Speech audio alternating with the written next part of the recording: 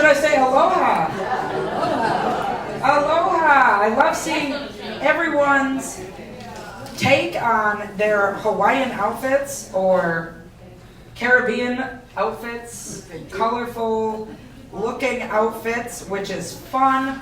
But no matter what, so long as you completed the survey, you can come in any outfit you want at that rate. So we have the doors open for all. So thank you very much for all of you actually in this room who have participated in the survey, which is great. Yay. So, and thank you to our wonderful directors who have been, I'd say, hunting all of you down, making sure you're getting those, making sure you're getting your cups. We have a few cups left. If some of you did not get yours through the crosshairs, again, we will have normal cups for the cocktails this evening, so don't worry if you don't want to bring that or if you don't want to drink out of it, but you absolutely can nonetheless. We will fill up your coconut with a pina colada. Otherwise, we will have traditional cups too, which is great. If you want to use it for like a succulent planter, you know, on your windowsill, many different things you can do with it. So, anyways, well, for this State of the Castle, we have some great updates, and then we'll get you on your way to take a cat nap before the party tonight at 3:30. But first, I'm going to invite out Carol for the resident council update as your council president.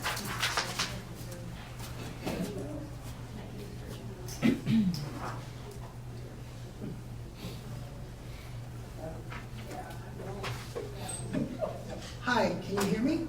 Hi. Good. I just have a couple of quick things. First of all, can't hear me? Is this better? Okay. Couple of quick things. First of all, if you are looking for a map, you know, we talked about having a map of the building made. If you go on the app and you look under ECP Community, you will see that there is a map there. And you can use your fingers to make it bigger, but you see the layout of all the buildings and how they interact. They also have a copy at the front desk, I believe. You'd like to see a bigger copy. But it is there for your use, and I don't know, maybe don't follow the copy and get lost. But and then the second thing I'd like to mention is the green containers. How many of you are sick and tired of hearing about green containers? All of us, right? Well, we're having more and more problems with them. It's not getting better, it's getting worse. So if you're new to the community and you don't know this, when you order a dinner and you get your dinner in one of those green or white containers, they're recyclable. We have a garbage can. They're reusable, thank you. They're reusable. We have a garbage can right inside that little alcove by the dining room. If you put them back there as soon as possible, because they need to be washed in the dishwasher and reused, and right now they're needing to use a lot of styrofoam. Also, there are lots of speculations about where they're going, and one of them is we have a lot of community members who do not get out of their apartments much and may get their meals delivered. And if you're near one on a floor or you know somebody, maybe just tell them we're really getting short, ask them if they've got a closet full of them, you know, that you can help take down. Because we know they aren't all just kind of disappearing, they need to be somewhere. And they're very expensive. I don't know if the Jorgen's here to tell you how expensive they are, but they're very expensive. So if we want to keep using them, we need to figure out where they're going and bring them back. Carol, Yes. why can't the people that order out up a lot do it a lot? And you just said it's probably the ones with the containers, because they don't come out. Why can't they just take their empty bag and when they clean them, just put them out so the next food delivery they get picked up? If they do have them, like outside of their room, we will pick them up. But unfortunately, everybody's version of clean isn't clean. So if you don't have food delivered tonight and we don't go get your bag until maybe tomorrow, sometimes there's little pests that start to form because everybody might not have cleaned them well enough. So yes, if they pop it out right before, we can definitely pick it up. But it just really depends on if you have this delivery that day. If they register for more food, they can just put it out before that comes. That's just logical, but. It is, but I would also encourage you, if you have a neighbor who is pretty much confined to their apartment, just say, I'm just coming to check on you, but also to check on your green containers. Okay? Thank you so much. That's it. Excellent. Thank you, Carol. And next, I'll invite Joanne and Susan up for the Wellness Committee update to announce an upcoming series. Yeah.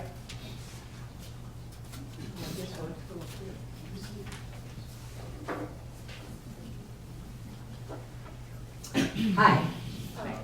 This is an unpaid commercial for the Resident Wellness Committee. And it probably should be given by our chairperson, who is Jean Prochnow, but she was unable to be here today. So it takes two of us to fill in for Jean. So Susan McAnich and Joanne Peer are here to try and fill in for Jean Prochnow. Thank you. Take it away. Thank you. Thank you. Hi, everybody. Hi, everybody.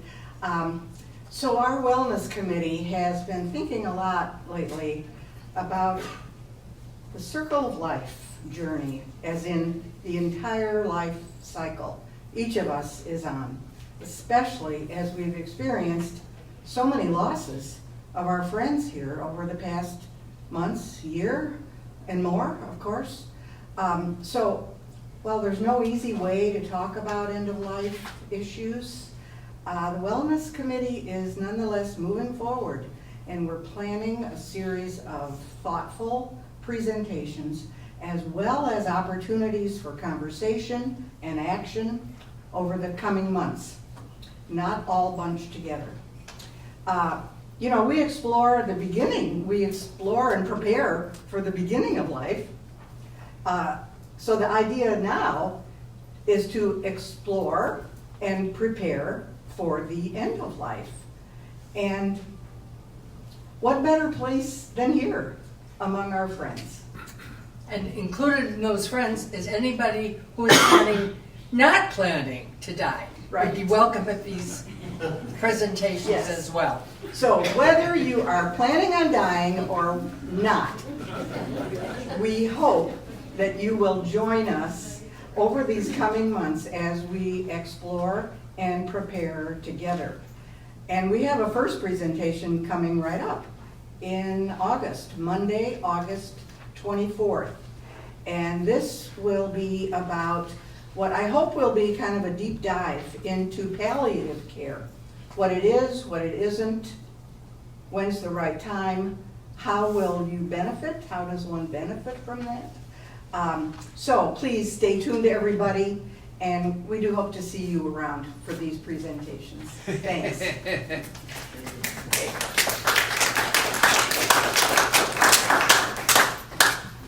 Thank you, ladies. Excellent. Now moving on, inviting up Brooke Harris for our healthcare update.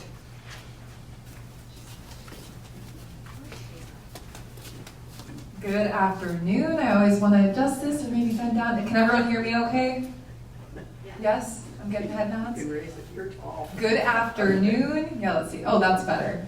I wanted to share a few healthcare updates today, with the highlight being some educational programs we have for our team members.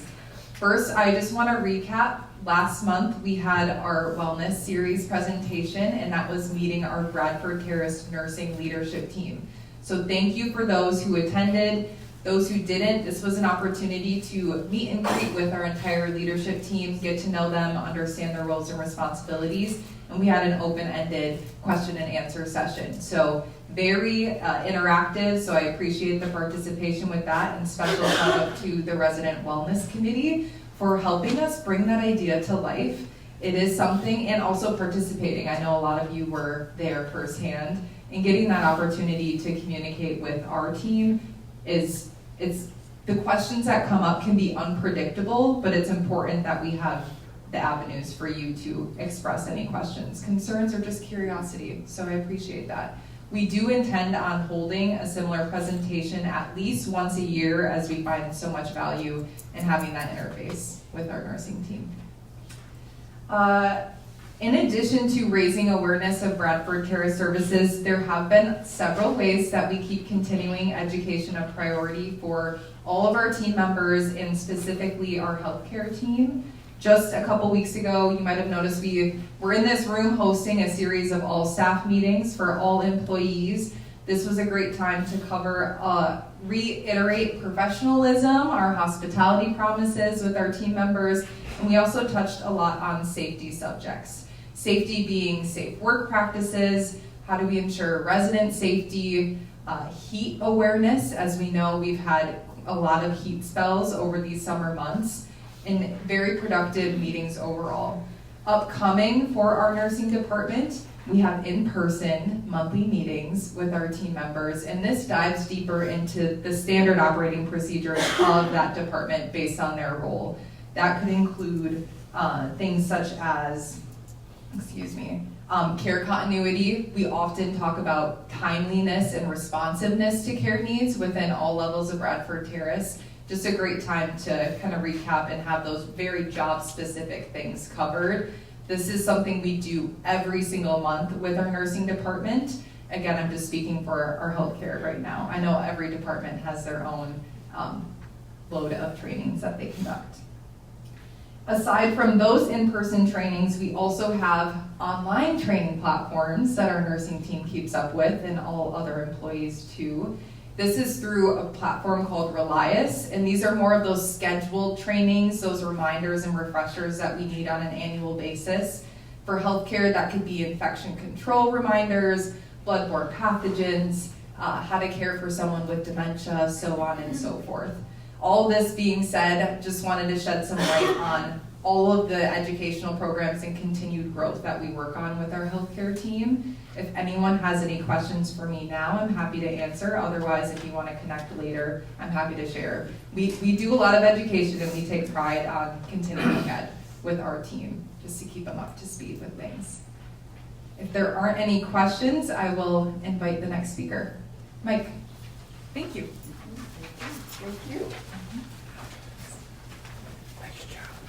Thank you, Brooke. I just have a couple of things to talk about, and I want to get the most important one out of the way right away. I've had to address this 5 times today already. So I thought I would do it in a group setting and let you all know at once. Yes, I have a Hawaiian shirt that I'm going to change at 3:30 today. So don't worry about that.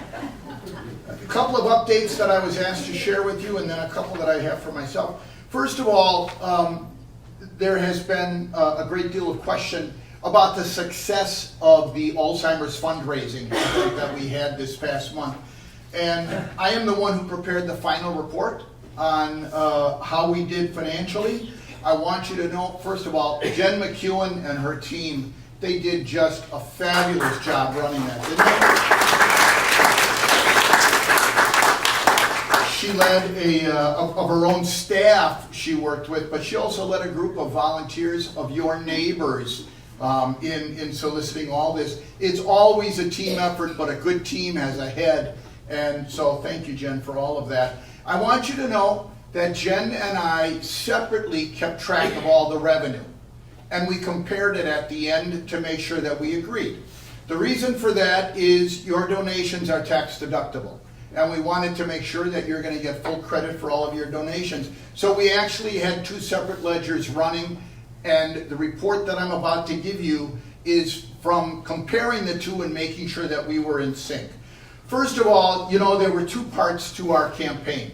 One involved fundraising that the staff did. The second involved fundraising that involved all of you, primarily the Alzheimer's Moments That Matter. In terms of the staff issues, there were shirt sales, there was a memory wall that we had in Bradford Terrace, there was a snack cart that we went around with, walking tacos, there was an employee raffle, penny wars, a baked potato bar, chair volleyball, entrance fees, and silent auctions. All of those combined took in $14,788. We were very, very pleased with all of that. We did have expenses on some of those, and as you know, we tracked expenses closely this year. to make sure that East Castle was not subsidizing the fundraising effort. We wanted to make sure that we covered our cost, and then the balance went to Alzheimer's. The shirt sales, the snack cart, the walking tacos, and the potato bar all had expenses related to them, and they totaled $1,197. That brought us to a net of our fundraising efforts of $13,591. The Moments That Matter also had silent auction sponsors. We're very, very grateful to them. U.S. Foods, Toronto Bakery, Pritzloff Meats, Aurora Holistic Skincare, Neroli Salon and Spa, E-Platinum Health, Bella Fiore, Milwaukee Film, Stone Creek Coffee, Twisted Path Spirits, Waterford Wine and Spirits, Paul Halbrick doing his cemetery tour, and Sandra Meyer, her wine collection, from all of you who participated with her in that. We didn't necessarily assign a budget to that because that led into the silent auction, which generated the cash, and I'll report on that in a minute. We had additional contributions of cash, checks, credit cards, room charges, and a donor-advised fund. One of you has a fund at United Way of Greater Milwaukee, and they selected us as the recipient of their donation this year. Last but not least, Alzheimer's website has an East Castle Place team page, and people can donate to us through that. You actually can still do that right up until the day that we do the walk. You can still donate to the campaign. But all of those led to $1,836 in additional revenue. We had corporate sponsors that paid for the evening of the Moments That Matter, so that none of the revenue you contributed covered East Castle Place expenses. Those were Whipley, our accounting firm, Herzing University, Old National Bank, and Sage Age. We raised $6,250 in sponsors, which covered all of our costs. The expenses for that evening: flowers, baskets, balloons, supplies. We paid for the band. There was a cost attributed to the food and drinks. We also accounted for an opportunity cost. What did it cost us to have our staff coordinating the event that night? All of those expenses combined for the Alzheimer's evening was $3,322. When you take all of that from the corporate sponsors, it left us with $2,928. You add that to the amount of money I've already referenced. We're sending a check to the Alzheimer's Association this year for $18,355.87. That beats last year's total by over $3,000. It beats the total from 2 years ago by $13,000. Again, you all did a fabulous job. Jen and her team did a fabulous job. It was an amazing night, and I'm glad we all got to participate, and it was a lot of fun. I'll answer questions about that if anybody has any when I finish my report. You all know that there is a car donation program here that you can participate in. If you've had a car in the basement for 3 years and you've not moved it yet, and someone wrote, "Hi, I'm Dusty, who are you?" You could potentially donate that to East Castle Place, and the funds support our efforts. I used the same program at Milwaukee PBS when I was there. I received hundreds of cars as donations at Milwaukee PBS. I've also received between 10 and 15 cars here at East Castle Place in donation. We had a problem with our most recent donation. Arlene Brackensick was very, very gracious, and she donated her car. It went to one of the funds of East Castle Place. What happens when a car gets picked up is that it goes to auction. All of this is coordinated by a nonprofit that we work with called Charitable Auto Rides and Services. The acronym is CARS, C-A-R-S, kind of a neat title there. After auction, the auction house and the buyer are to register the car with the state of Wisconsin as a transfer of ownership, pay all the transfer fees and all the rest of that. East Castle Place gets the donation, the donor gets a tax write-off. In this particular case, for whatever reason, East Castle Place received our donation, meaning that the buyer of the car at auction actually paid. Our donor, Arlene, received her letter indicating that she gets the tax write-off for the value of the donation, but the car showed up on the streets of Milwaukee about 4 weeks later, abandoned. The buyer of the car at auction never registered the title. Now, one of the reasons that we work with an organization called CARS is that they stand behind us on this. They worked with, and Arlene did some of this herself, the city of Milwaukee for the parking tickets, the state of Wisconsin for the registration of the vehicle. Arlene was held harmless. We were held harmless. I don't know why someone would pay for a car and never register it, but it happened. But again, I've received hundreds of cars between Milwaukee PBS and here. This actually is the second time that it's happened. It's not the first time, it is the second. I'm sorry it happened, but we're held blameless. Arlene was held blameless, and so the program stood for itself, and everything worked out. I also want to point out to you that August 8th is the deadline for the Treasure Chest Scholarship Program. If you know employees that should be applying, please encourage them to do so. We have 27 student employees who have taken applications already, but maybe your favorite waiter or someone from your maintenance staff or a housekeeper, you know they're in school and you don't know if they've taken out an application, encourage them. You know, that's your role in all of this. So please, help us out with that. August 6th is the deadline. I don't remember the date, so let's just presume that last year it was August 6th as well. I had someone who had been a 2-year-in-a-row recipient of scholarships came to me August 7th and said, I'm sorry, I forgot. Here it is. I'm sorry too. You missed the deadline. So make sure that if your favorite employee is going to school and they've taken an application, remind them to get it in on time as well. The last thing that I want to point out to you is that quickly the Employee Appreciation Fund is approaching. Many of you have already contributed to this, and you've done so to a very unique tax advantageous drawdown from your IRA called a qualified charitable distribution.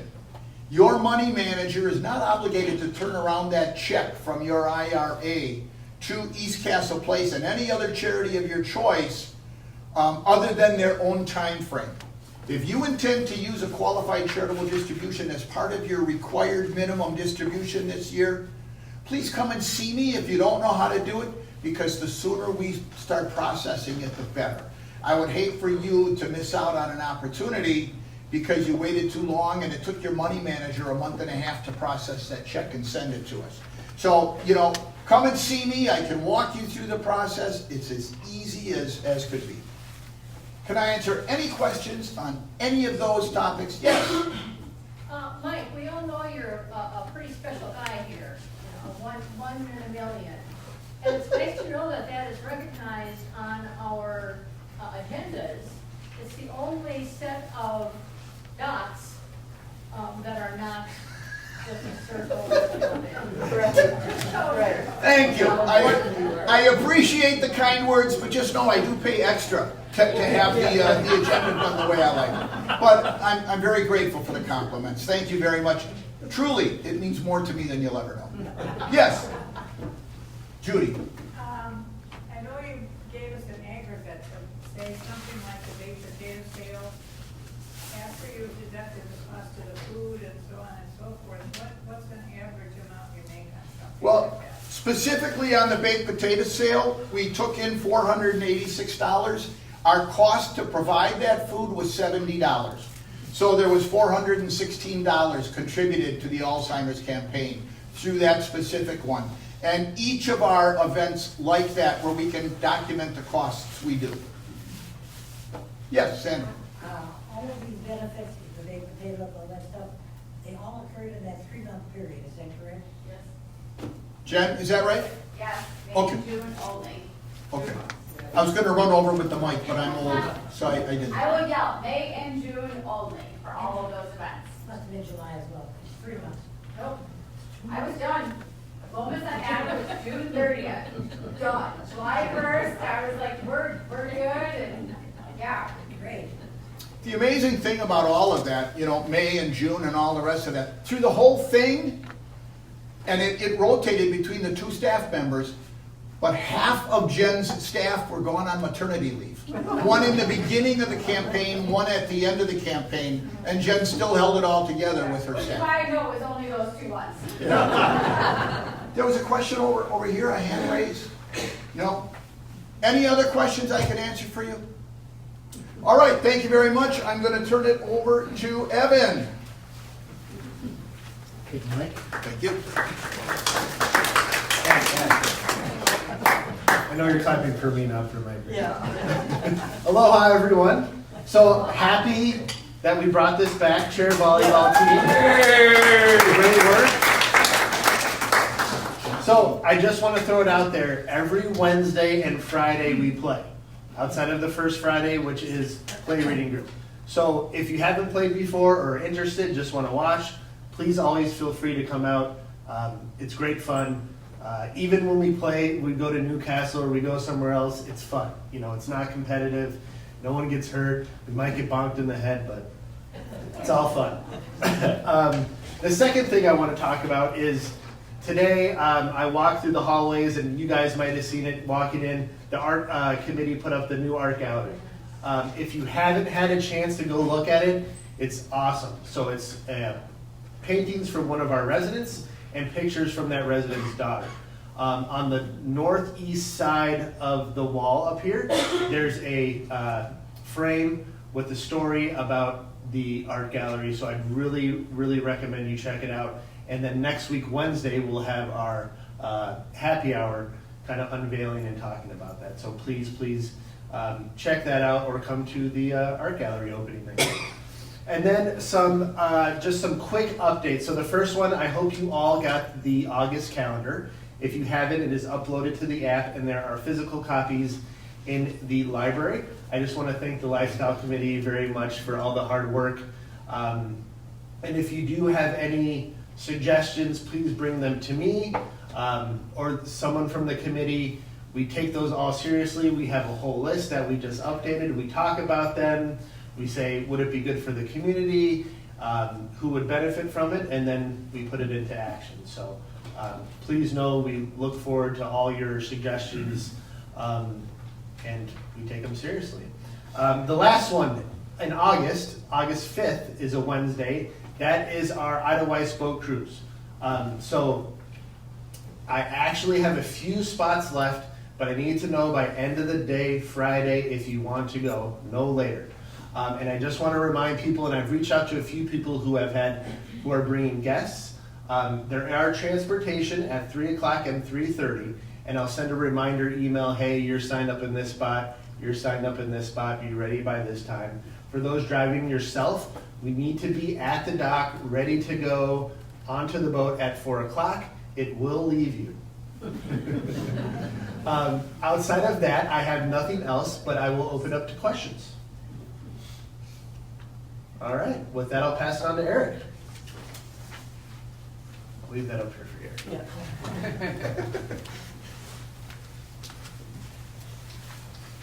It's a nice trophy, you should all be proud. Might have been all that training that the group had with the director's team, I think. We worked well together, that was a fun game. All right, I will jump into some questions. First question that was submitted was the shrubs outside Lindsay Hall area.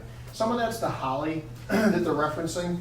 There's a section of it out here in the what would be the gazebo garden outside Lindsay Hall. There's a section out in the front of the North Point Terrace main entrance. It's been decimated by rabbits, and as much as I was hoping the holly would come back stronger than it did. Right now it's very patchy. Some sections did, some not so much. We've started cutting as much of that out as we can. But I would compare our approach to that as much like the front of Lindsay Hall. We want to get it returned to kind of a maintained condition, so we're going to be cutting back much all of it and cleaning up the beds and then going ahead and putting some mulch down. We did put money in the budget next year to kind of recondition it. Some things we can do in-house that we can manage and sculpt. Other things it's like, nope, this all has to be redone. So some of that's going to get redone, especially out in front of North Point Terrace. There's a big section there that we're dealing with to revitalize, just because some of those plants have reached their end of life and need to be revitalized. Next question was, who cleans our blinds? The way blinds are cleaned here is the housekeeper that comes every 2 weeks. So they should be paying attention to the blinds. If in fact they don't maybe clean them to your satisfaction, you can ask them to make that a priority. If they don't have time, you can let the supervisor know, which would be Leslie for the independent living folks. We do not wash them anymore. We do it under a service charge. So there are a couple residents that have asked for it over the years that would like their window blinds cleaned, in which case we just charge a service fee and we'll come out, pull them all down, we'll wash them, and put them all back. Next question was inclement weather, procedures for shelter locations. That's something we're probably going to add more, maybe define it a little bit better in the handbook, relative to how we deal with severe weather and sheltering locations. Much like fire, we fight fires in place. We tend to shelter in place. So much of the areas, if you had inclement weather, it's like you would in your home. Get away from the windows, close your blinds, get further from breaking glass. That's the best you're able to control. Beyond that, there's not a lot you control. So really you want to move to interior rooms in the apartment. You can, different from a fire, you can leave your apartment. The interior hallway is way inside the building, so if something did hit the building, it's probably not going to damage that far in the building. This is a very structurally sound building, a lot of brick, a lot of steel, so this isn't something where it's made out of stick lumber and vinyl siding and some Tyvek. That would get damaged. This building, not so much. But again, really it's breaking glass. When we go through these drills in the health center, that's exactly how we train our staff, is basically we go through, we close all their blinds, we draw people from the windows, folks that can't move, we put sheets over them so that they can cover themselves in the event there's broken glass. And eventually, really it's about sheltering in place, because this is where we're best prepared to take care of our population of residents. Moving outside or moving away is only going to make it that much more difficult, and have different risks and problems that are difficult to plan for. Carpet cleaning process for exits and public areas and elevators. So it's kind of the same. It's not necessarily specific to those areas, but our carpet cleaning is handled mostly in-house. So we do vacuuming on a regular basis. They have a preventative maintenance work order to round on vacuums. Housekeepers and floor care techs alike have work orders to round on elevators. We clean elevator tracks, clean elevator floors, elevator walls. Entrances, much the same. Sometimes if it's staining, like we'll get some of it in heavy traffic areas, like up towards the North Point Terrace entrance. In those instances, when we can't get the dirt out, we'll have a professional company, because their equipment's a little bit more powerful than that of ours. Their equipment for suction, the vacuums is really a big part of it, and the pressure is all mounted within a truck. It's stuff in which we don't buy because we can't maneuver it in the building very well for a lot of the jobs that we do. So we call them in and do more of a, used to be annual, sometimes depending on the nature of what's going on, we'll do it twice a year.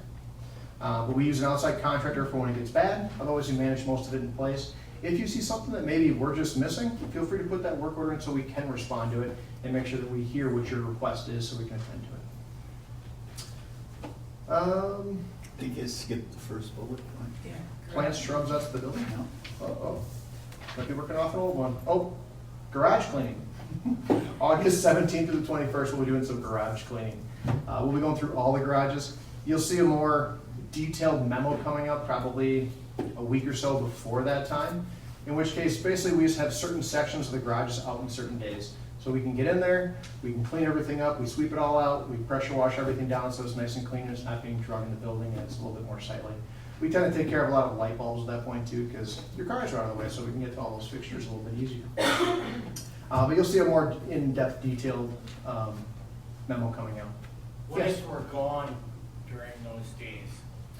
If you're gone the question was, what if you're gone during the garage cleaning? Really, if you don't have anything in your parking space, there's nothing to worry about in that regard. We might ask you to park out in the parking lot. If you're going to be gone, let's say for 2 weeks, and you don't want your car in the parking lot, you leave it in place, we'll simply clean around it. We'll do our best. We don't necessarily skip the spot. We do try to spray into the vehicle, but we realize that when the vehicle's not there, we're going to do a lot better job. So we work around as best we're able to. Every once in a while, someone leaves a car down there and we do these things.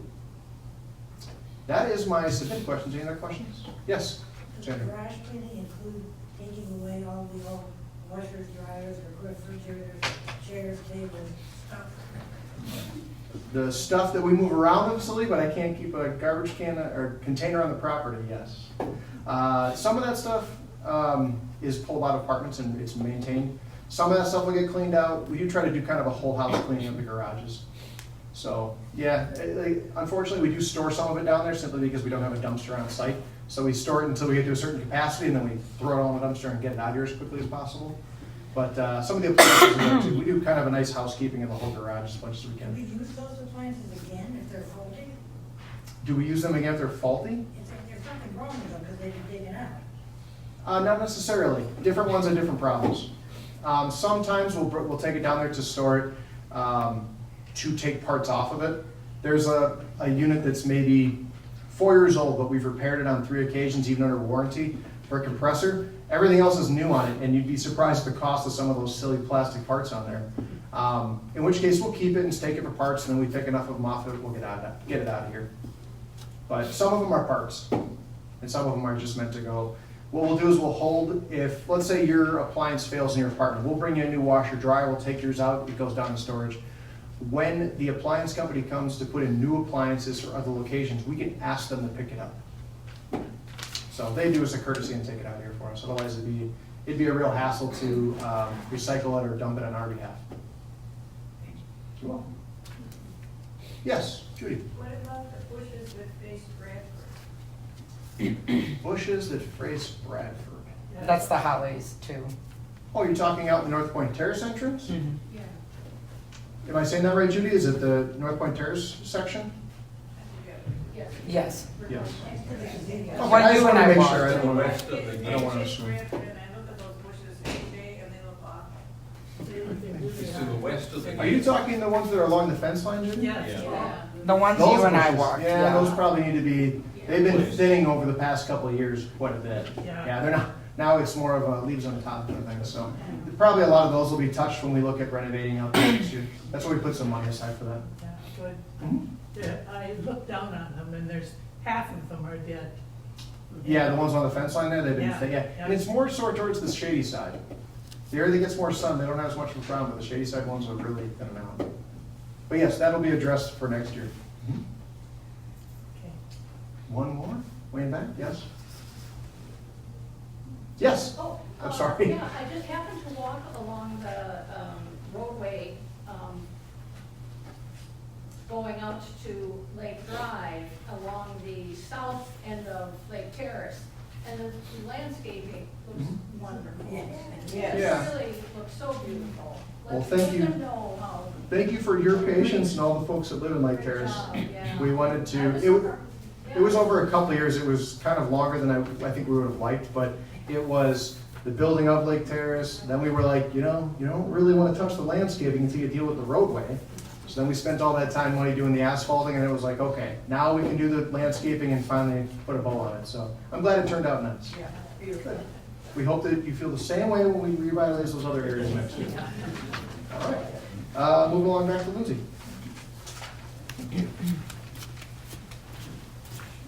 Thank you, Eric.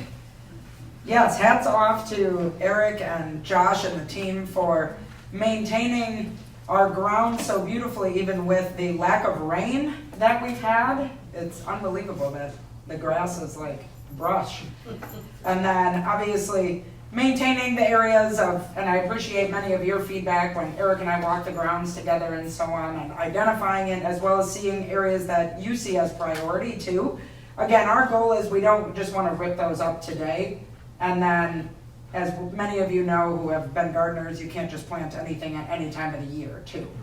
So it's that kind of give and that take of what would look worse, a completely barren ground for an entire year, or us kind of trimming out some of the dead and maintaining it until we have a full vision like what we were able to do with Lake Terrace. And again, with the Lake Terrace entrance too, based on your feedback, we will see green all the time, which is great, through winter, spring, fall, and summer. So again, that is our goal for all, I'd say, 3.5 corners, 4 corners that you can see of the community eventually. So no small task, right? And I will say I am not a green thumb, despite the 3 plants I have in my home that I maintain, but beyond that, we'll leave that up to the professionals, Eric and Josh. So for my updates here, I have a few things just to touch base on that. I want to just talk about how many of you have been watching the news with the Cyclospora, the lettuce, poor Taco Bell.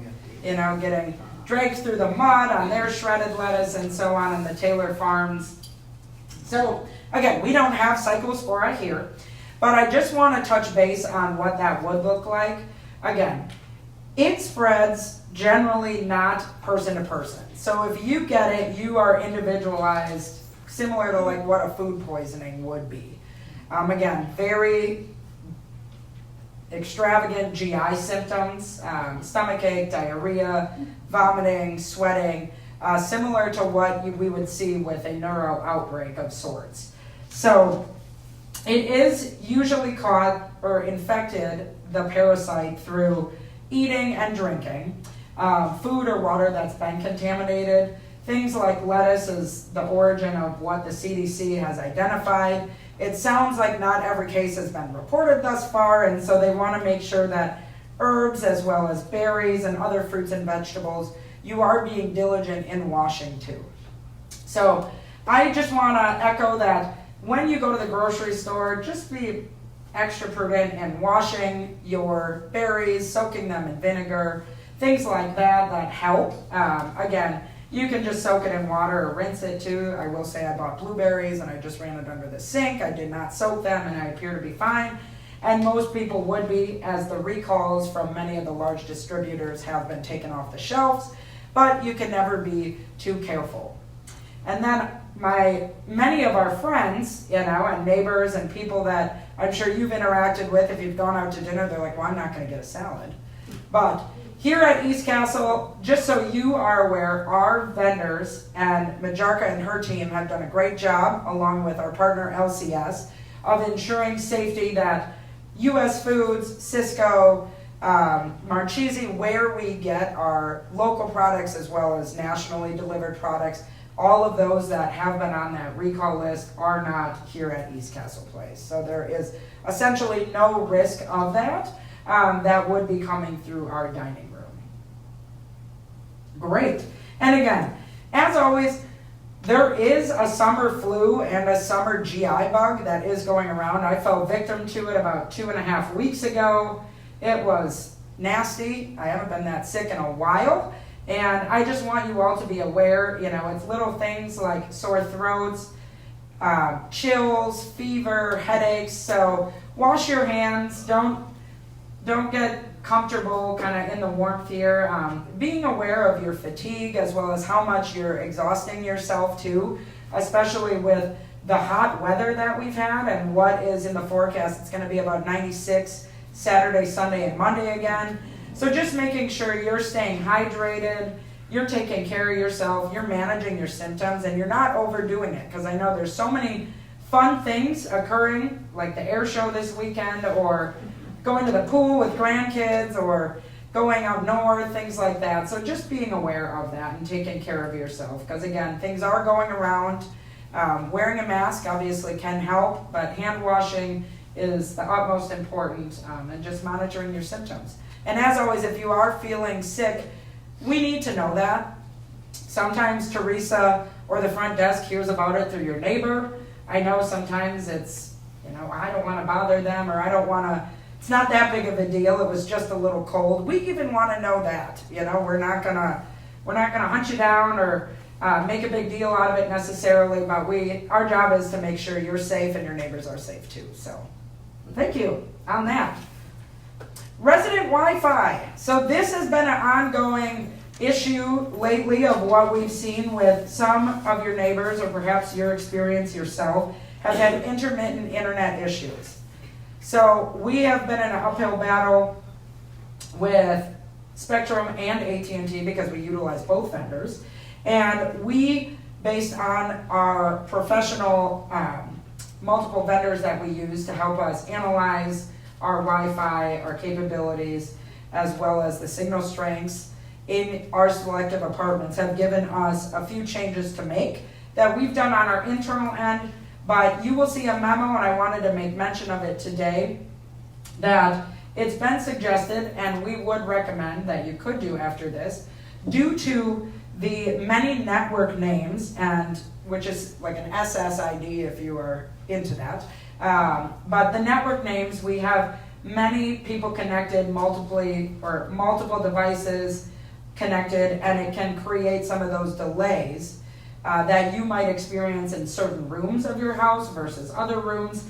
And so we are asking that you connect your cell phones, computers, printers, TVs, your Rokus, streaming devices to the East Castle residential Wi-Fi network. Unless, if you are already connected to that, nothing more you need to do. Please maintain that. But if you are not and you've had certain issues and Joe Petoskey's been up there helping you with connecting maybe a printer in one room or so on, please connect that to your residential Wi-Fi or ECP residential Wi-Fi network.